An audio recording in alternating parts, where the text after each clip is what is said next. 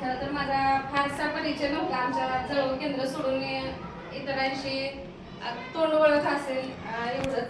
परंतु या नियुक्तीने म्हणा की मला माझी ओळख या पीठाला झाली किंवा इतरांची ओळख मला झाली आणि यातून मला समजलं की किती जणांच्या शुभेच्छा आपल्या पाठीशी आहेत. अगदी सुरुवात सांगायची म्हणजे परीक्षा दिली परंतु पद घ्यायचं की नाही तर जवळजवळ 90% मी नकारावर ठाम होते. परंतु आपल्यातीलच असे काही शिक्षक होते जे सतत आपल्याला प्रेरणा देत असतात.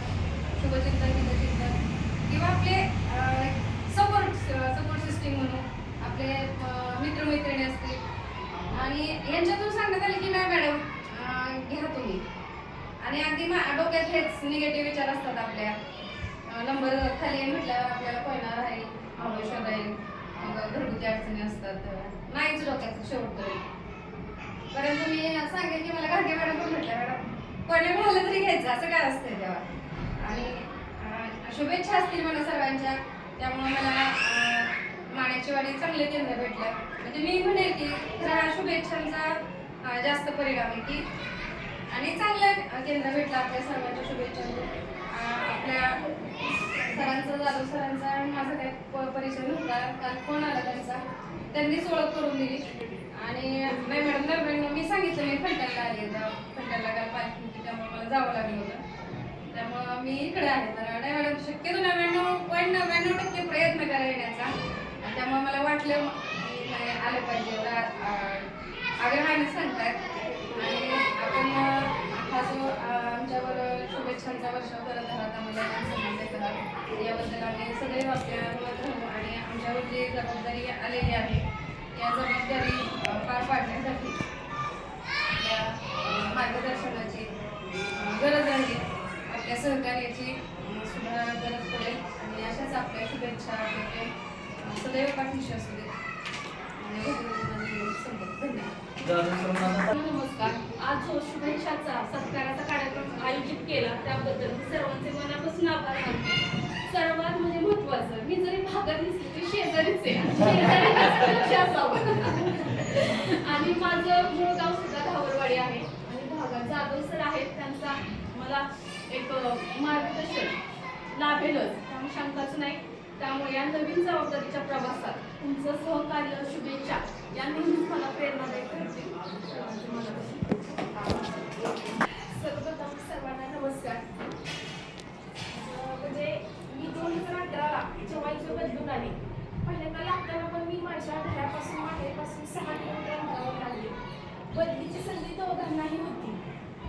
सरांना असं वाटायचं बघा त्यांना तिकडे राहायचं नव्हतं. त्यांना वाटायचं तिकडे आलं सगळे मला म्हणजे सासूरवाडीला नाही म्हणाले. काही गोष्टी आपल्याला म्हणून जाण्यासाठी कुठेतरी मागं पुढं होणं गरजेचं आहे. त्या गोष्टीचं येणार आहे. मी बदली होऊन इथं आल्यावर हा सगळा भाग मला नवीनच होता. पण त्याच्या अगोदर सरांमुळे बरेच जण मला माहिती होते पण त्याच्यात कुणाला पाहिलं नव्हतं पण त्यांनी माहिती होते. पण इथं आल्यानंतर माझं ते पहिलं तिकडं होतं दिल्ली. इथं आल्यानंतर या 8 वर्षाच्या काळात पुन्हा माझं दुसरं कुटुंब नव्याने निर्माण झालं ताळेबी. अगदी मद्रोशी केंद्रात होतो तेव्हा सुद्धा आम्ही जाधव सरांना माहितीच आहे 2-3 वर्षापूर्वी जाधव सर बदलून गेले.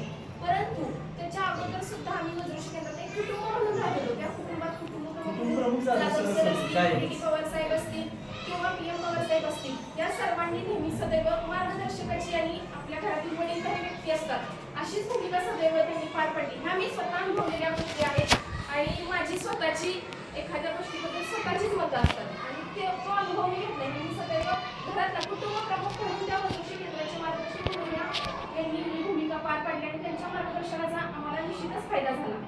सरांचं काम असेल वक्तृत्व स्पर्धेत वगैरे त्यांचे सर जोपर्यंत दुसऱ्या शाळेत होते तोपर्यंत त्यांच्या शाळेचा वक्तृत्व स्पर्धेचा विद्यार्थी तालुक्याला असायचाच. म्हणजे ते त्यांचं स्किल आहे आणि मग एवढ्या सिनियर व्यक्तींमध्ये ह्या वयापर्यंतही काम करण्याची जी काही उत्साह आहे तो उत्साह आपल्याला घेण्यासारखा आहे. म्हणजे सातत्याने लागण्यापासून ह्या सगळ्या गोष्टी आम्हाला त्या केल्या आणि त्या दृष्टीने प्रत्येकाकडे बघत राहिलो. कारण आज आपल्यासोबत असलेल्या प्रत्येकामध्ये काही ना काहीतरी विशेष चांगले गुण असतात. फक्त आपण ते बघून तसे आपल्याकडे येण्याचा प्रयत्न केला तर ते निश्चितपणे अगदी जसेच्या तसे नाही पण किमान त्यातले 25%, 30%, 50% आपल्यामध्ये येतात. माझ्या सुरुवातीच्या मुख्याध्यापक त्यांनी पण ज्या दिवशी मी हजर झाले त्याच्या दुसऱ्या दिवशीच त्या मला म्हणाल्या, आपल्याला जर का शिकायचं असेल ना स्त्रियांना, मुलींना, तर विशेषतः बऱ्यापैकी म्हणजे त्यांचे अनुभव असतील ते म्हणजे लग्नाच्या अगोदर बऱ्यापैकी शिकून घ्यायचे, जोपर्यंत लग्न होत नाही तोपर्यंत. आणि तेव्हा जर का तुम्ही ठरवलं तर लग्न झाल्यावर पण आपल्याला त्या गोष्टी पुढे कंटिन्यू करता येतात. म्हणजे त्यांनी दुसऱ्या दिवशी जे काही मला मार्गदर्शन केलेलं ते मार्गदर्शन पण मला उपयोगी ठरलं. आणि ह्या सगळ्या गोष्टींना साथ मिळण्याचं कारण म्हणजे लग्नानंतर पण मला लाभलेलं माझ्या सासरचं कुटुंब.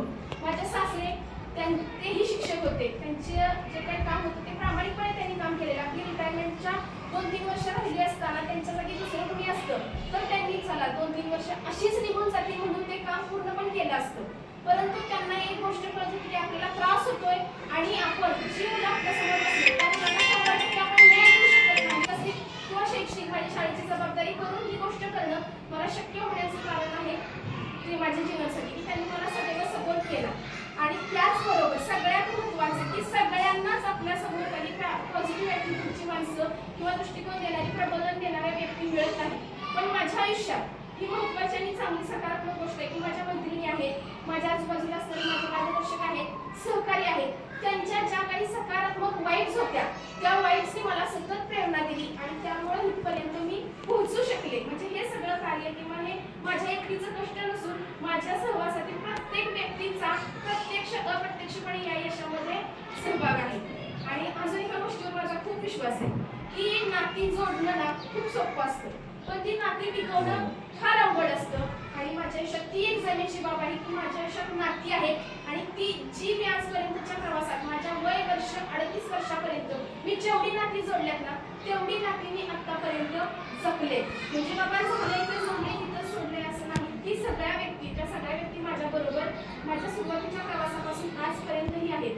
हीच मला माझ्या आयुष्यातली सर्वात मोठी श्रीमंती वाटते. आणि इथून पुढे सुद्धा जे काही काम आपण स्वीकारले ते काम आपल्याकडे काही थोडेफार अधिकार आले काय आले म्हणून त्यावर म्हणून काही करणं हे आमच्या डोक्यात कुणाच्याच नाही. सर जे काही आहे इथं जे आम्ही शिकलोय की आपल्या सगळ्यांचा केंद्रबिंदू विद्यार्थी आहे आणि त्या विद्यार्थी हितासाठी आपण सर्वजण आपली बीट झटत असतो. अगदी तीच परंपरा आता आम्ही शेजारीच बीट बदलून गेले तिथं अगोदरही आहे, परंतु आपल्यासारखंच आपल्या तोडीस तोड आपल्या सोबत येण्यासाठी तिथंही माझा प्रयत्न निश्चित राहील. आणि तो फक्त अधिकारी साहेब म्हणून नाही तर त्यांचाच एक सहकारी म्हणून राहील. आणि या प्रवासात आजपर्यंत तुमच्या सर्वांच्या शुभेच्छा आणि आशीर्वाद यामुळे सर्व गोष्टी शक्य झाले. इथून पुढे देखील आम्हा सर्वांना तुमच्या शुभेच्छांची, आशीर्वादाची आणि मार्गदर्शनाची नितांत गरज आहे म्हणण्यापेक्षा आपल्याला सर्वांना पुढे जाण्यासाठी हे सगळं तुम्ही आम्हाला द्यावं, तुम्ही आमच्या सोबत राहावं अशी मी सर्वांच्या वतीने तुम्हाला विनंती करते. आणि आज तुम्ही आम्हाला घरचा कुटुंबाचा मी मगाशीच म्हटलं कुटुंबाचा मुख आमचे तेव्हा होते सर काही वर्षासाठी तिकडे गेले, पण अजूनही वाटतं सर तुम्ही रिटायरमेंटला पुन्हा आपल्या भागात परत यावं रिटायरमेंटच्या अगोदर. आणि त्यासाठी म्हणजे ना आमच्या मनापासून शुभेच्छा आहेत. बरोबर असं म्हणणं नाही, पुन्हा आपल्या घरात तुम्ही येऊन इथं सत्काराचा सेवानिवृत्तीचा सत्काराचा कार्यक्रम घेण्याचं आम्हाला भाग्य मिळावं. आणि अगदी जर का तसं नाही झालं तर आपला एक माणूस तिकडं आहे